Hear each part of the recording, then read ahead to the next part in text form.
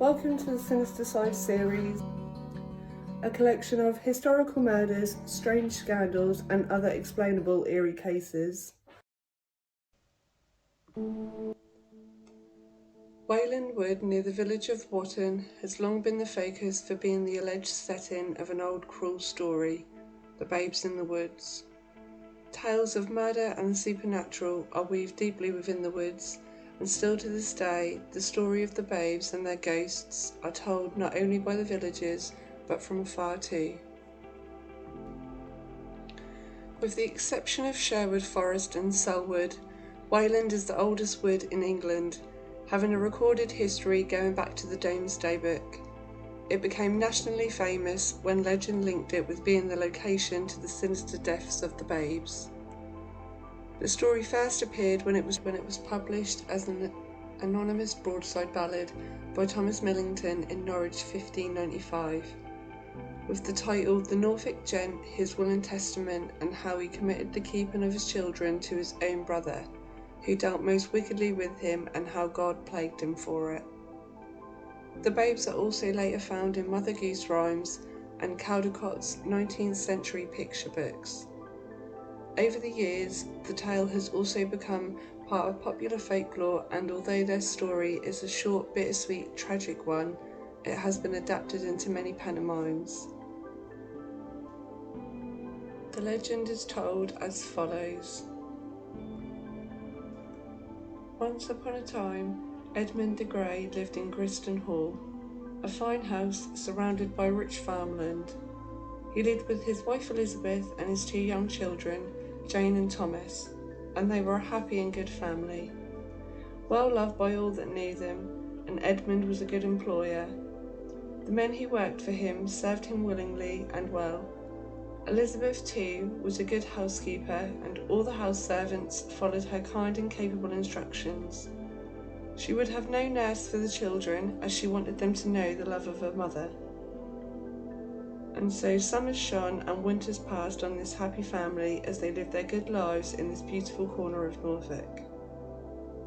But one August, Edmund and Elizabeth de Grey caught a dreadful illness, and they were kept in bed by anxious and caring servants, who whispered to the children to stay away from the sick room. Jane and Thomas huddled on the stairs, listening to the worried murmurs of the servants as they descend down the steps. Their fears were heightened by the strange smell of burning herbs and other potions which were carried upstairs to ward off the risks of infection and to effect a cure. Their anxiety was increased when their feared Uncle Robert came to Griston Hall and went up to the room where the sick couple lay. Following him, they listened outside the door as the gravely ill father asked the brother to care for the children. In the event of their father's death, Thomas was to inherit £300 per year, and Jane was to receive a dowry of £200 on her wedding day. If the children died before they came of age, the Uncle Robert was to inherit everything. The children heard the uncle vowed to keep the last wish of Edward. "May God never prosper me and mine if I do not care for your children well, dear brother," he said. Both the mother and the father died, and Thomas and Jane were taken, weeping, to the home of the uncle. Life was much different there, but they settled down, good children that they were. But a year later, the wicked uncle plotted to kill Thomas and Jane, as he was feeling the lack of ready money. He plotted with two ruffians who were to be paid £50 if they took the two children into the forest and killed them there. Telling his wife that the two children were to be cared for in London, he gave them to the two scoundrels who led them into the wood, and who soon wished that they had not accepted the gruesome task. One of the men wanted to let the children go, but the other, greedy for the reward, would not relent, and a fight ensued. Thomas and Jane quaked with fear as they saw the ferocity of the two men, and the fight ended with the merciful man killing the other. He led the children deeper into the wood, and then he told them to wait whilst he went for some food. It was not his intention to return, but he did hope that someone else would find them. Tiring of waiting, the two children wandered about eating berries, and then they lay down under the oak tree to sleep. They sadly died that night of cold and hunger, and in the morning a robin came along and covered their body with leaves. Robert, the wicked uncle, gained the money, but fortune did not smile upon him. His conscience continually reminded him of his crime. His crops did not ripen, his cattle died, and his barns burned down. His two sons died on a voyage to Portugal, and Robert had to sell his lands to pay his debts. He went to the debtors' prison in Norwich, and he died there in misery. The more merciful man, who had abandoned Thomas and Jane to their fate, was caught for another crime and was sentenced to death. Before his execution, he confessed the part that he played in the death of the babes in the wood, and thus yet another story was added to the history of Norfolk. Various theories have been suggested as to how the legend of the babes in the wood came to be associated with Wotton's Wayland Wood.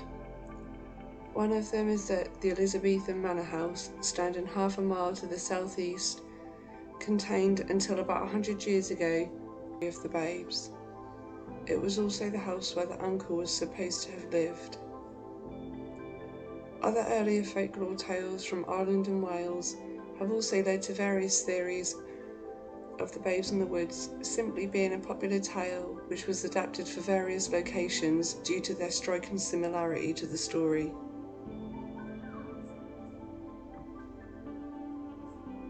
But there remains the stubborn insistence of locals of Wotton and Griston that this all really did happen, and why are people even today certain that the evil uncle used to live at Griston Hall?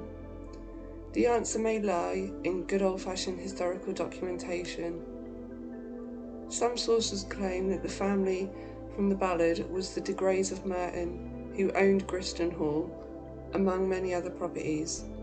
As the story goes, their Tudor farmhouse even used to have a mantelpiece carved with a depiction of scenes from the ballad. Records exist showing that the de Greys did indeed hold Griston Hall, and their story begins to look a lot like the Babes in the Woods when the family lands pass into the ownership of the young Thomas de Grey.